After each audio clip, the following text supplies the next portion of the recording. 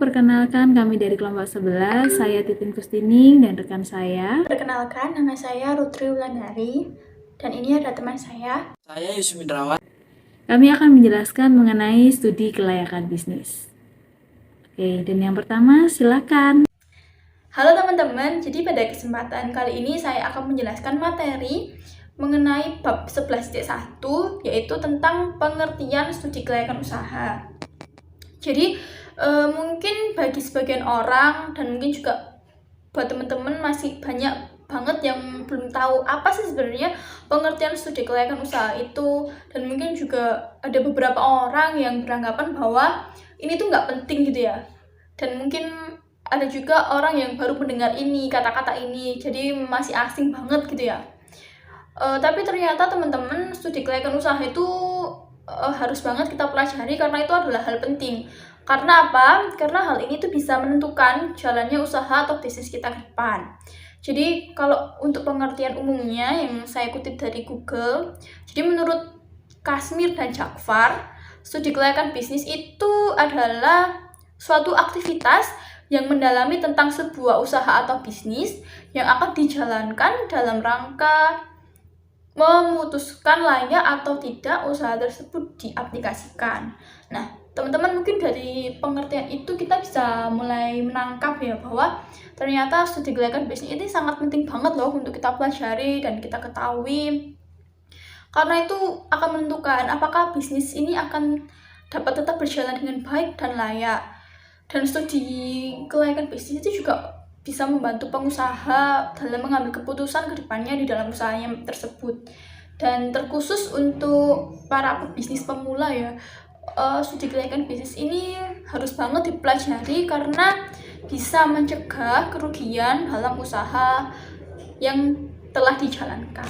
Jadi mungkin seperti itu penjelasannya teman-teman. Nanti untuk materi yang selanjutnya akan dijelaskan oleh teman saya. Manfaat studi kelayakan bisnis. Ada beberapa hal yang akan didapat jika kita melakukan studi kelayakan bisnis. Yang pertama adalah memperkecil resiko kerugian. Dan yang kedua adalah mempermudah perencanaan bisnis. Yang ketiga, memperlancar pelaksanaan bisnis. Keempat adalah mempermudah pengawasan, dan yang kelima mempermudah pengendalian. Penyusunan studi kelayakan. Studi kelayakan usaha diawali dengan menetapkan ide, lalu dilanjutkan dengan melakukan studi mengenai ide tersebut. Studi dilakukan dengan mengumpulkan, mengolah, dan menganalisis data yang berkaitan dengan kegiatan bisnis tersebut. Adapun aspek yang dipelajari dari data-data tersebut, diantaranya tentang kebutuhan bisnis, praktik yang umum dilakukan dalam bisnis tersebut, tantangan bisnis, dan proyek bisnis. Hal tersebut kemudian dibandingkan dengan keadaan orang atau perusahaan yang bersangkutan. Dari sana akan dibuat keputusan mengenai layak tidaknya bisnis tersebut untuk dicoba. Jika dinyatakan layak, maka bisnis akan dijalankan dalam skala kecil terlebih dahulu.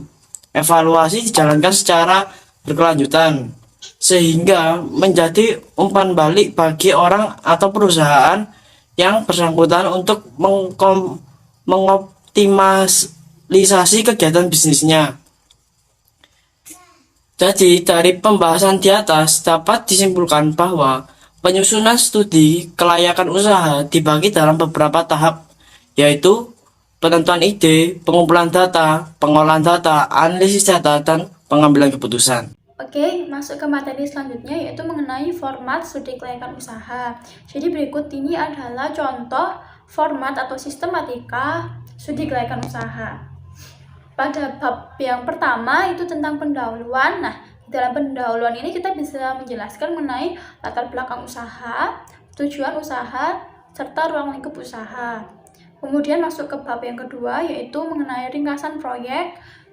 Dalam ringkasan proyek ini kita bisa menjelaskan tentang nama perusahaan, alamat perusahaan, serta gambaran perusahaan. Gambaran usaha ini bisa melingkupi yang pertama ada sejarah perusahaan tersebut, kemudian jenis atau bidang usaha yang akan kita lakukan, serta pemilik atau perintis usaha. Masuk ke bab 3 yaitu tentang aspek organisasi.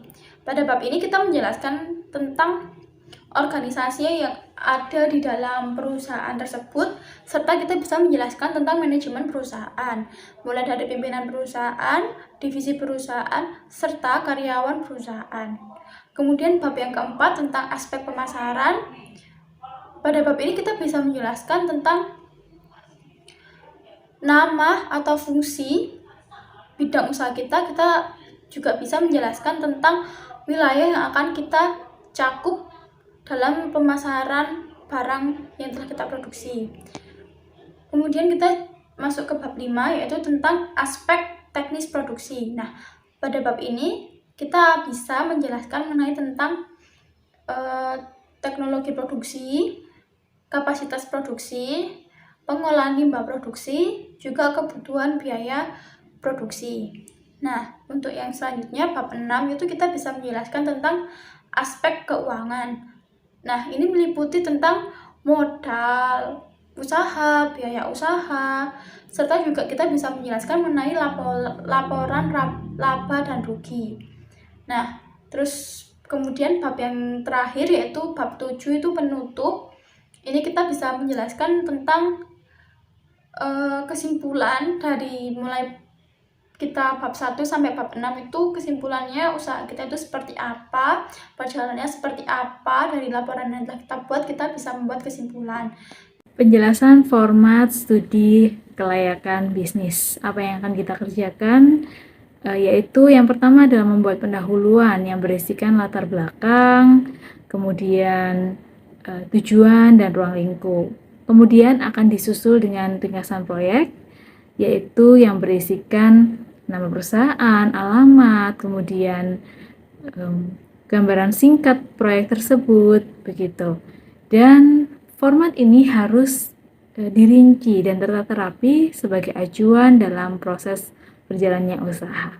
Oke, mungkin itu tadi adalah materi yang boleh disampaikan oleh kelompok kami. Kami mohon maaf jika dalam penjelasan-penjelasan yang telah kami lakukan masih kurang berkenan, dan kami akan selalu berusaha untuk memperbaikinya di lain kesempatan. Cukup sekian dan terima kasih.